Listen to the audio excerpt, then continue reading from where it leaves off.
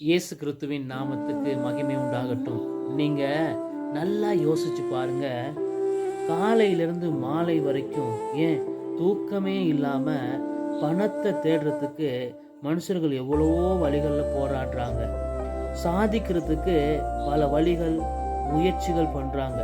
ஏதாவது ஒன்று செய்யணும், நானும் ஒரு சிறந்த ஆளா மாறணும், எவ்வளவோ முயற்சி பண்றாங்க. ஆனா மனிதனால திருப்தி அடைய முடியுதா? பணம் போதும்னு சொல்ல முடியுமா? சாப்பாடு போதும், இனி சாப்பிடவே தேவையில்லைன்னு சொல்லத்தான் எந்த மனுஷனுக்கு சரி முடியுமா? வேதத்திலிருந்து ஒரு வார்த்தையை காண்பிக்கின்றேன். யோவான் 6வது அதிகாரம் 35வது வசனம் சொல்லுகிறது, இயேசு அவர்களை நோக்கி, ஜீவ அப்பம் நானே, என்னிடத்தில் வருகிறவன் ஒரு காலம் பசியடையான், என்னிடத்தில் விசுவாசமாய் இருக்கிறவன் ஒரு காலம் தாகமடையான்னு சொல்லி இயேசு கிட்ட வந்தா அவருக்கு திருப்தியை கொடுக்க முடியும்.